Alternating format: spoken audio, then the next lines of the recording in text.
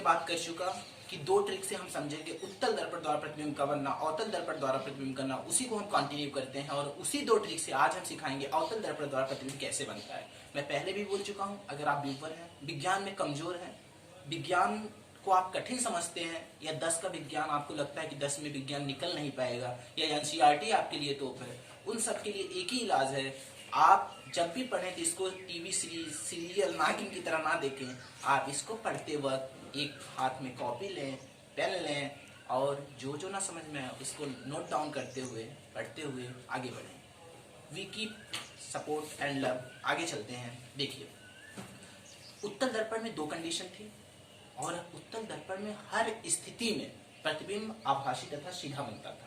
लेकिन अवतल दर्पण में टोटल 6 कंडीशन है, लेकिन 6 स्थिति है और किसी स्थिति में प्रतिबिंब वास्तविक तथा सीधा बनता है, किसी स्थिति में प्रतिबिंब वास्तविक तथा उल्टा बनता है, कहीं पर प्रतिबिंब आभासी तथा सीधा बनता है। आइए हम 6 कंडीशन की बात करते हैं और आप लिखते चलो कि 6 कंडीशन में समझाता चलता हूँ क्योंकि सब कुछ पॉसिबल नहीं है। लिखते चलो कि किस कंडीशन में प्रतिबिंब कहाँ बनेगा।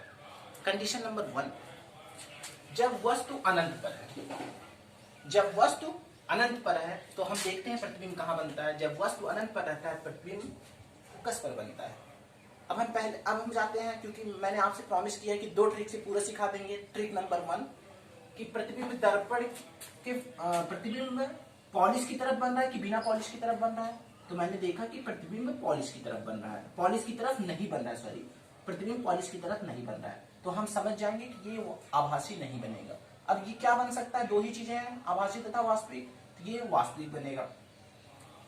अब हम दूसरी चीजें देखते हैं, ये प्रतिबिंब ऊपर है कि नीचे। तो हमें देख रहे हैं ये डॉट, छोटा सा डॉट है लेकिन डॉट नीचे की तरफ है, इसलिए हमें 2 चीजें कंफर्म हो गई। वास्तविक, पहला तो वास्तविक क्योंकि ये पॉलिश की तरफ नहीं था, दूसरा उल्टा क्योंकि ये मुख्य अक्ष के नीचे था। दूसरी कंडीशन, पहले हम वस्तु को अनंत पर रखें, अब हम धीरे धीरे दर्पण की तरफ बढ़ रहे हैं। दूसरी कंडीशन, जब वस्तु वक्रता केंद्र या सेंटर ऑफ कर्वेचर से दूर हो, मतलब थोड़ा सा और दर्पण की तरफ ये बढ़ रहा है। जब ये थोड़ा सा दर्पण की तरफ बढ़ेगा, इसका प्रतिबिंब भी थोड़ा वस्तु की तरफ बढ़ेगा। जब ये वक्रता केंद्र से दूर होगा, इसका प्रतिबिंब फोकस तथा वक्रता केंद्र के बीच बनेगा। नोट डाउन कीजिए, जब वस्तु वक्रता केंद्र से दूर होगा तो उसका प्रतिबिंब वक्रता केंद्र तथा फोकस के बीच बनेगा। फिर हम देखेंगे कि क्या ये पॉलिश की तरफ बन रहा है, तो हमारा जवाब आएगा नहीं, ये पॉलिश की तरफ नहीं बन रहा है, ये पॉलिश के विपरीत बन रहा है। तो ये पॉलिश के विपरीत बन रहा है, इसलिए इसे प्रतिबिंब वास्तविक होगा। और ये हम देख रहे हैं कि ये मुख्य अक्ष के नीचे, ये तीर देखिए मुख्य अक्ष के नीचे है, इसलिए हम इसे कहेंगे उल्टा। उसी 2 ट्रिक से आप देखते रहिए, रिमेंबर इट, कि उसी 2 ट्रिक से मैं सब कुछ समझाने की कोशिश कर रहा हूँ और आप भी बस वो 2 ट्रिक याद कीजिए और सब कुछ आपकी मुट्ठी में होगा। तीसरा कंडीशन, ये बहुत ही इंपॉर्टेंट है, आप इस पे स्टार लगा सकते हैं।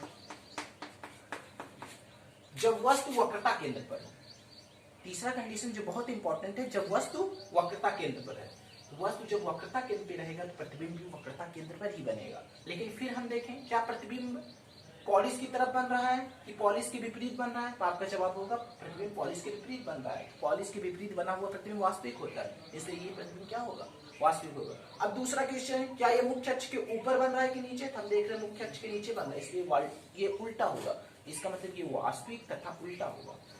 इसमें जो बहुत इंपॉर्टेंट क्वेश्चन पूछता है कि ऐसा कंडीशन बताओ अवतल दर्पण में जब प्रतिबिंब का आकार वस्तु के आकार का होता है। वो कोई और कंडीशन नहीं, वो सेम यही कंडीशन है। जब हम वस्तु को वक्रता केंद्र पर रखते हैं तो उसका प्रतिबिंब भी वक्रता केंद्र पर बनता है, वस्तु के आकार का बनता है। जितना बड़ा वस्तु रहता है उतना ही बड़ा प्रतिबिंब बनता है। आपको समझ में आ गई होगी। अब हम चौथे कंडीशन पे चलते हैं।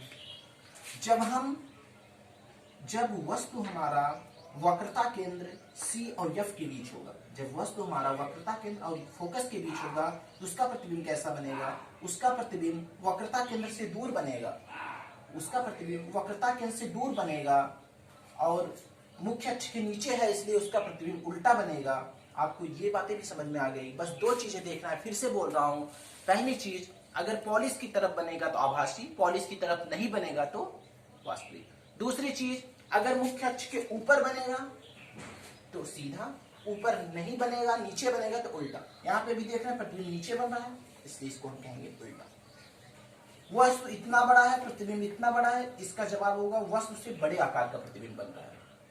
पांचवी कंडीशन की तरफ हम बढ़ रहे हैं, जब हम वस्तु को फोकस पर रख रहे हैं। जब हम वस्तु को फोकस पर रखेंगे प्रतिबिंब कहां बनेगा, हम वस्तु को फोकस पे रखे हैं, देख रहे हैं प्रतिबिंब हमारा अनंत पे बन रहा है। फिर हम जो ट्रिक बताएं उस ट्रिक के हिसाब से देखेंगे कि वस्तु का प्रतिबिंब पॉलिश की तरफ बन रहा है कि पॉलिश के अगेंस्ट बन रहा है, पॉलिश के विपरीत बन रहा है। तो हम देख रहे हैं कि प्रतिबिंब पॉलिश के विपरीत बन रहा है। मैंने आपको बताया अगर प्रतिबिंब पॉलिश के विपरीत बनेगा तो वो हमेशा वास्तविक होगा। तो यहाँ पे भी देख रहे हैं प्रतिबिंब पॉलिश की तरफ नहीं बन रहा है, पॉलिश के विपरीत बन रहा है, तो ये हमेशा वास्तविक होगा। अब हम देख रहे हैं मुख्य अक्ष की दूसरा कंडीशन, मुख्य अक्ष के ऊपर बन रहा है कि नीचे, तो प्रतिबिंब मुख्य अक्ष के नीचे बन रहा है, इसलिए हम इसको बोलेंगे उल्टा। अगर प्रतिबिंब मुख्य अक्ष के ऊपर बनेगा उसको बोलेंगे सीधा। जो लास्ट कंडीशन है मोस्ट इंपॉर्टेंट, क्योंकि अधिकतर बच्चे यही समझते हैं कि अवतल दर्पण द्वारा सदैव प्रतिबिंब वास्तविक तथा उल्टा बनता है। अगर आप अभी तक समझते हैं तो ये गलत समझते हैं, क्योंकि अवतल दर्पण में भी एक कंडीशन ऐसी है जिसमें प्रतिबिंब आभासी तथा सीधा बनता है। उसी दो ट्रिक से ही मैं, चाहे उत्तल दर्पण द्वारा प्रतिबिंब बनना हो चाहे अवतल दर्पण द्वारा प्रतिबिंब बनना है, मैं सारा समझा दूंगा, जीवन भर के लिए आपका डाउट क्लियर हो जाएगा। आइए हम इसको देखते हैं।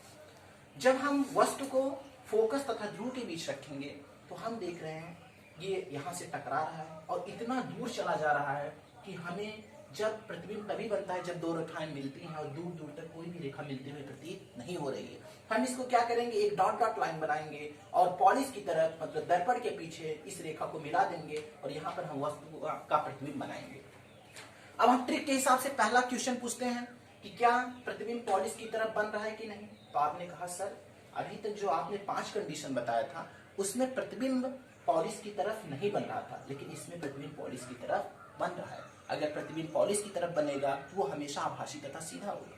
क्वेश्चन नंबर 2, क्या ये मुख्य अक्ष के ऊपर बन रहा है कि नीचे। तो हम देख रहे हैं ये मुख्य अक्ष है, मुख्य अक्ष के ऊपर बन रहा है, तो ये उल्टा नहीं होगा सीधा होगा। आपको 6 कंडीशन अवतल दर्पण की, 2 कंडीशन उत्तल दर्पण की समझ में आ गई। जो उत्तल दर्पण और अवतल दर्पण में आपको रिमेम्बरेबल चीज है, जो याद करने वाली चीज है वो ये याद करने वाली चीज है, 2 ट्रिक आपको याद करना है। उस 2 ट्रिक से 8 प्रतिबिंब का बनना आप सीख जाओगे। ट्रिक नंबर पहला, अगर प्रतिबिंब पॉलिश की तरफ बने तो हमेशा आभासी होगी तथा सीधा होगा। अगर प्रतिबिंब मुख्य अक्ष के ऊपर बनेगा तो सीधा, मुख्य अक्ष के नीचे बनेगा तो उल्टा। कॉन्सेप्ट तीसरा, उत्तल दर्पण ही मात्र एक ऐसा दर्पण है उसमें हम वस्तु को चाहे जहां रखें उसका प्रतिबिंब सदैव आभासी तथा सीधा बनेगा। और कॉन्सेप्ट नंबर चौथा, उत्तल दर्पण में हमेशा वस्तु से बड़ा प्रतिबिंब बनता है, इसलिए बाइक, कार, ट्रक, ट्रैक्टर जो भी होता है उसके साइड ग्लास में हम उत्तल दर्पण का प्रयोग करते हैं, क्योंकि हमें बहुत सी बड़ी बड़ी चीजों को एक छोटे जगह पे रखना पड़ता है। अब हम आगे वाली वीडियो में हम कंटिन्यू करेंगे कि वो कौन कौन सा जगह है जहां हम उत्तल दर्पण और अवतल दर्पण का प्रयोग करते हैं। Keep love and support, please subscribe to my channel.